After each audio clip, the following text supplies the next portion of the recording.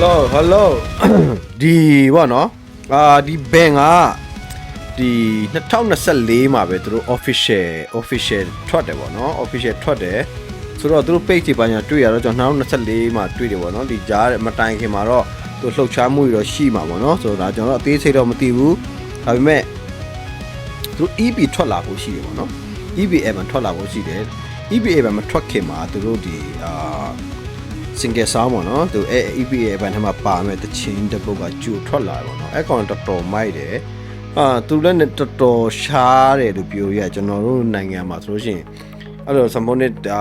medal တွေကတော်တော်ရှားတယ်နော်ပြောလို့ဆိုတော့ဒီ mainly vocal တွေလည်းတော်တော်ရှားတယ်ဆိုတော့တော်တော်စိတ်ဝင်စားဖို့တော့ကောင်းတယ်ပေါ့နော် EP ကျွန်တော်လည်းစောင့်နေတယ်ပေါ့နော်နားထောင်ကြည့်တယ်ပေါ့နော်ဆိုတော့ကျွန်တော်ကြည့်လိုက်ရအောင်သူတို့ရဲ့တချင်းပေါ့နော် Once upon a time there were two great kingdoms each ruled by a powerful warrior king for decades these kingdoms ရိုးရရင်ကျေးမှုတွေအမွေနှစ်တွေကိုအဓိကဦးစားပေးတဲ့ပုံမှာရှိတယ်နော်သူတို့အဘောက်တွေပါညာတွေရတယ်ဟိုခေတ်ကစက်ကြောင်းပုံစံမျိုးတွေတော်တော်စိတ်ဝင်စားတယ် But within this saga there lies a story we have long forgotten a story of a hero who saved thousands of lives and changed the future of their people a hero who brought peace to these warring kingdoms ဒါတော့စကားပြောတာပေါ့နော်သူတို့ရဲ့ their story explain လုပ်တဲ့ပုံစံမျိုးနော်ရှင်းပြတာပေါ့ညာပေါ့ they carried with them ပညာတရကပွားတာပေါ့နော်တော့ intro မှာ a gift that would change the fate of their lands forever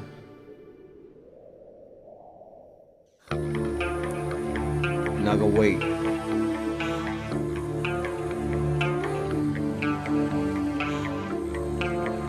မိုက်တော့မိုက်တယ်နော်သူ animation တွေ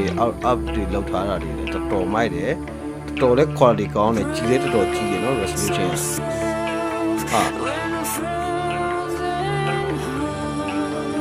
ဟိုကတော်တော်ညင်တယ်နော်တော်တော်မိုက်တယ်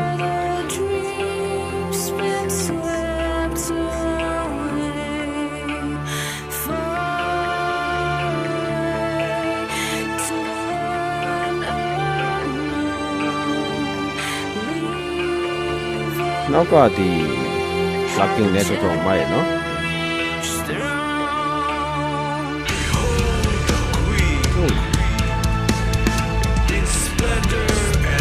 တော်တော်မိုက်တယ်လို့ပြောရရပါတော့ဒီဟာလည်းကျွန်တော်တို့ကြားနေကြပုံစံထဲမှာမပါဘူးပေါ့နော်ကျွန်တော် personally ကတော့ဒီပေါ့နော်အဲ့လိုမျိုးကျွန်တော်ကြားနေကြဟာမဟုတ်ဘဲနဲ့တမူထူးခြားတဲ့ဟာတွေကျွန်တော်နည်းနည်းပို့ပြီးတော့မှစိတ်ဝင်စားတယ်ပေါ့နော်ကိုကိုယ်တိုင်လည်းအဲ့လိုမျိုးဟာလေးတွေပိုကြိုက်တယ်ပေါ့နော်အခုနောက်ပိုင်းပေါ့နော်ဆိုတော့အဲ့လိုမျိုးဟာလေးတွေ excuse me ပေါ်လာတာလဲအဲ့လိုပန်နေပေါ်လာလဲကျွန်တော်တို့တော်တော်လေးမိုက်တယ်ပေါ့နော်ဆိုတော့ကျွန်တော်ပြန်ကြည့်ရအောင်တို့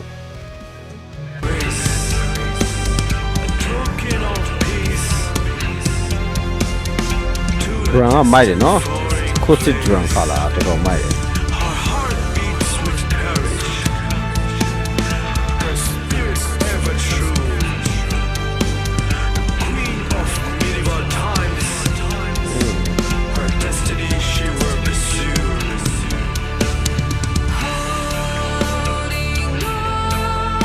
我给它放上一下。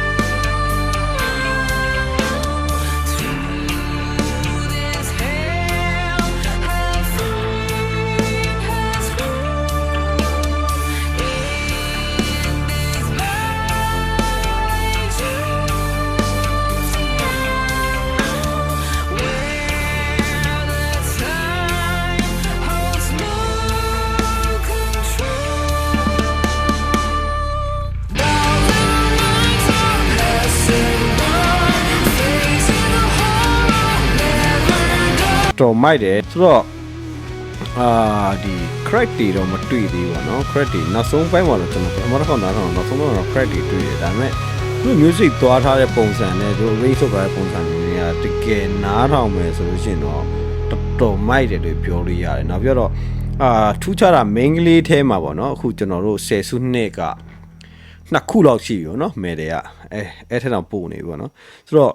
main ကလေး artist တွေပေါ့နော် main ကလေး vocal တွေကထွက်မလာဘူးပေါ့နော်ထွက်တဲ့လူတော့သိတယ်ဒီပေါ့နော်မင်းစောမရာတို့ပါတော့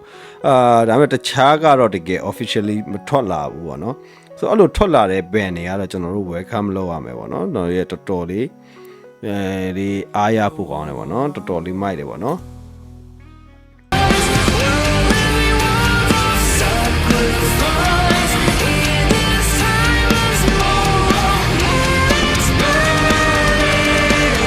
ဖိုက်တယ်ဆိုတော့ဖိုက်နော်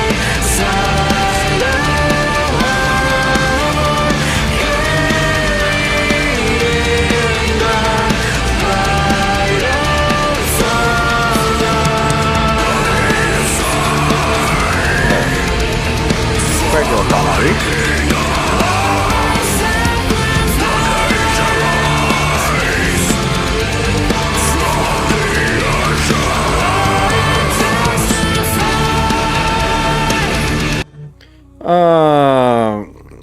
ဒီကောင်တော့ဒီပေါ့နော်တက်မဲ့တယ်လို့လည်းပြောဖို့ကတော့နည်းနည်းတော့ခက်တယ်ပေါ့နော်ဆိုတော့ဒါပေမဲ့ vocal ဒီ crack ထုတ်တဲ့ပုံစံမျိုး deck တို့ black တို့ပုံစံမျိုးအဲတဲမှာတော့သွားတယ်ဒါပေမဲ့ဒီ drum တို့ပါအောင်ကြတော့လေသူကတမျိုးပြန်ဖြစ်တယ်ဆိုတော့သူတို့ဘယ်လိုပုံစံမျိုးသွားလဲဆိုတော့Evan တခုလုံးနားထောင်ကြည့်တော့ပုံမျိုးမှတော့သိချတယ်ပေါ့နော်သူတို့ပဲပုံစံမျိုးသွားချင်တာလေဥမာစပုံလေးတက်မဲ့တယ်လား black မဲ့တယ်ပဲလားဆိုတော့သူရဲ့ဒီEvan နားထောင်ကြည့်မှပဲကျွန်တော်တို့ပြောရမယ်เนาะတပုတ်သေးနဲ့တော့ကျွန်တော်တို့ဒီပြောဖို့ကနည်းနည်းခက်တယ်ပေါ့เนาะနောက်ပြီးတော့သူတို့ရဲ့ band ကဘယ်ကိုသွားကြတယ်ဆိုတော့ဒီ band ကလူတွေပိုသိမယ်ပေါ့เนาะအော်တော့မိုက်တယ်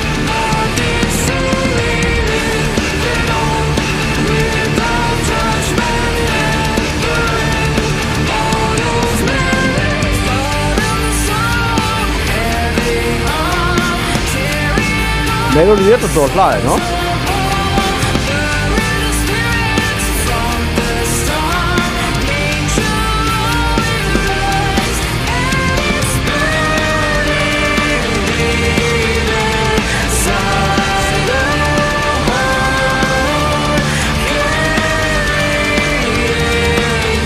ဆိုဖို့ကလည်းတကယ်တော့လွယ်တော့မလွယ်ဘူးနော်ကျွန်တော်ကတောက်ချောက်ဆိုတာနော်နားလို့မရဘူး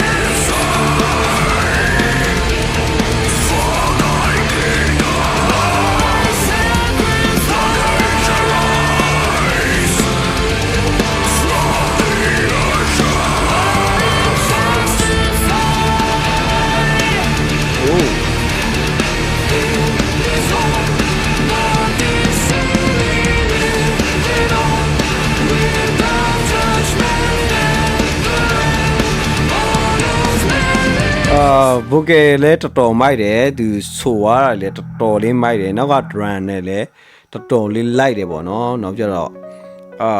တော်တော်မိုက်တယ်လို့ပြောရတယ်ပေါ့နော်ကျွန်တော် local ထဲမှာဆိုလို့ရှိရင်ဒါမျိုးပင်တွေကတော့တော်တော်လေးကျွန်တော်တို့နားထောင်တာတော်တော်လေးတန်တယ်ပေါ့နော်ဒါမျိုးပင်တွေကထွက်မလာတာလဲတော်တော်လေးကြာသွားပြီပေါ့နော်ဆိုတော့ကျွန်တော်ပြောသလိုမျိုးပေါ့နော်ဒါမျိုးထွက်လာလို့ရှိရင်တော့ကျွန်တော်တို့အားပေးဖို့လိုအပ်တယ်ပေါ့နော်ဒီလိုမျိုးပင်တွေကသူတို့ရှစ်ဆက်ပြီးတော့မှ run လို့ရှိရင်ကျွန်တော်တို့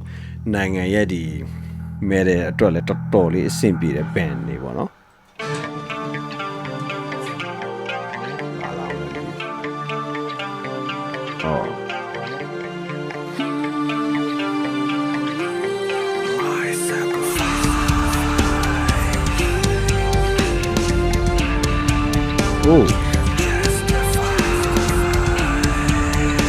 animation လောက်ထားတယ်တော်တော်မိုက်တယ်နော်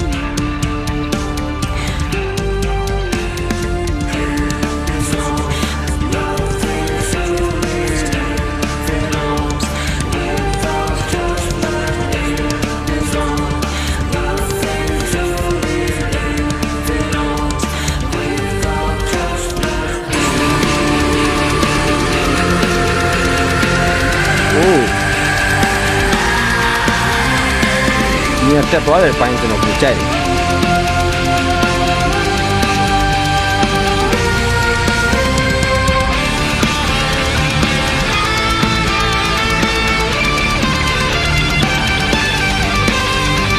ဆိုလို့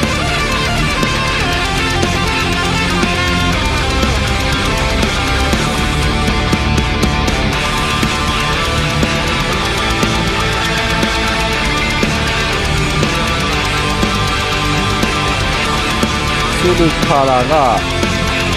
နဲခါလာဆိုတော့သွားတယ်နော်တော့ကြည်ခွဲเสียပါတော့ပြောလို့ဆိုရင်သူ့ဝမ်းနေတဲ့ move ဖက်တော့တော်လေးသွားလာတယ်နော်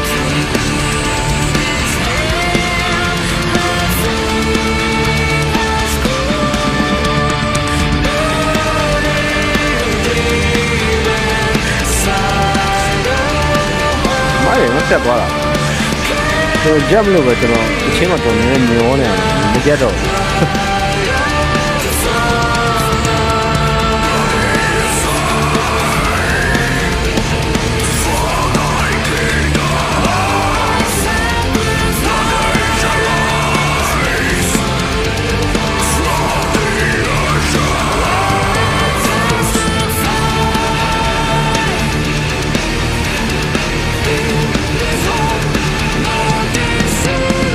တော်မိုက်နော်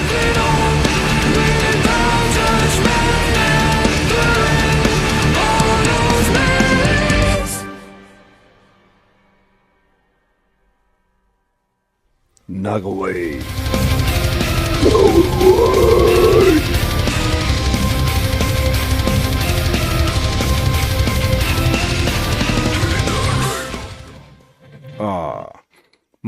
မိုက်တယ်တော်တော်မိုက်တယ်လို့ပြောလို့ရတယ်ပေါ့နော်ဆိုတော့ဒီဘန်တစ်တွေထဲမှာပေါ့နော်ကျွန်တော်တော်တော့ဒီ2024 2025မှာပေါ့နော်2020နောက်ပိုင်းပေါ့နော်ဆိုတော့2020နောက်ပိုင်းမှာဘန်တစ်တွေတော်တော်လေးတွေ့ရတယ်ပေါ့နော်တော်တော်လေးမိုက်တဲ့ဘန်တွေရှိတယ်ကျွန်တော်လည်းနောက်ထပ် reaction လုပ်ဖို့ကြည့်နေတဲ့ဘန်တွေရှိတယ်ပေါ့နော်ဆိုတော့ကျွန်တော်လည်းဒီကျွန်တော်တော့အခုလောဆယ်တော့ဒီဘန်တွေကတော့နည်းနည်းထူးခြားတယ်ပေါ့နော်ထူးခြားတော့ကျွန်တော်အရင်ဆုံးလုပ်တာပေါ့နောက်ထပ်ဘန်တွေလည်းပဲကျွန်တော်မတိသေးတဲ့ဘန်တွေကျင်းတယ်ကျွန်တော်ကိုယ်မှန်းမှာလာပြီးတော့မှပြောပြီးပေါ့နော်ကျွန်တော်တောင်းဆိုတယ်ပေါ့နော်ဆိုတော့တချို့မြန်မာပြည်ရဲ့ဘန်တွေနည်းနည်းရှားတော့နည်းနည်းခက်တယ်ပေါ့နော်ဆိုတော့ကျွန်တော်နဲ့နီးစပ်ရာအတိုင်းဝိုင်းရဘန်တွေတော်တော်များများတော့ကျွန်တော်လည်းသိတယ်ပေါ့နော်ဒါပေမဲ့တချို့ဘန်တွေကြတော့ကျွန်တော်ကိုယ်တိုင်လည်းမသိတဲ့ဘန်တွေရှိတယ်ပေါ့နော်ဆိုတော့ဒီဗီဒီယိုကြည့်ရတဲ့လူတွေကနေမှတယောက်ကဒီပေါ့နော်ဘန်တွေတော်မိုက်တဲ့ဘန်တွေပဲဖြစ်ဖြစ်ဘယ်လိုမျိုးလှုပ်ရှားနေဘန်တွေရဲ့တချင်းတွေရှိကျွန်တော်လာပြီးတော့မှဆက်တွေ့ပြီးပေါ့နော်ဒါတော့ကျွန်တော် request လုပ်တာပေါ့နော်ဆိုတော့ okay တို့ရဲ့ဒီ official YouTube channel တို့ Spotify တို့ပေါ့နော်တို့ရဲ့ link တွေအကုန်လုံးကျွန်တော် description မှာရေးပေးထားမယ်ပေါ့နော် description မှာရေးပေးထားမယ်အဲ့မှာသွားပြီးတော့မှတို့ official page တို့မှာသွားပြီးတော့မှ subscribe တို့ဘာညာတရာကာပေါ့နော်အဲ့ဒါအားပေးဖို့ကျွန်တော်တောင်းဆိုရပေါ့နော်အဲ့ဒါကျွန်တော်အမြဲတမ်းပြောတယ်ပေါ့နော်ဘာဖြစ်လဲဆိုတော့ကျွန်တော်ဒီအခုreaction လုပ်တဲ့ UA check ကလည်းအဓိကအဲ့ဒါတွေပါတယ်ပေါ့နော်ကျွန်တော်ကိုယ်တိုင်လည်းပဲဒီband run နေတဲ့ခါကျတော့ကျွန်တော်ဒီ band တွေရဲ့လိုအပ်တဲ့ဟာတွေကိုယ်တိုင်လည်းပဲခံစားမိတယ်ပေါ့နော်အများကြီးပေါ့နော်ဆိုတော့အဲ့ဒီအပိုင်းအနေနဲ့ပဲရှိတယ်ပေါ့နော်ကျွန်တော်မြန်မာပြည်မှာကသူတို့ band တွေများများလေး supporting ပေးဖို့ကျွန်တော်တောင်းဆိုတယ်ပေါ့နော်တောင်းဆိုရဆိုတော့သူတို့ကလှုပ်ရှားဖို့လိုတယ်သူတို့ set run ဖို့လိုတယ်သူတို့လုံနေဖို့လိုတယ်ပေါ့နော်ဆိုတော့လုံနေုံနဲ့လည်းမပြီးဘူးကျွန်တော်တို့ကလည်းအားပေးဖို့လိုတယ်သူတို့အဲ့ဒါကနိုင်ငံတနိုင်ငံနဲ့လည်းဆိုင်သွားတယ်ပေါ့နော်ဆိုတော့ music တို့ပါတို့ဆိုတာက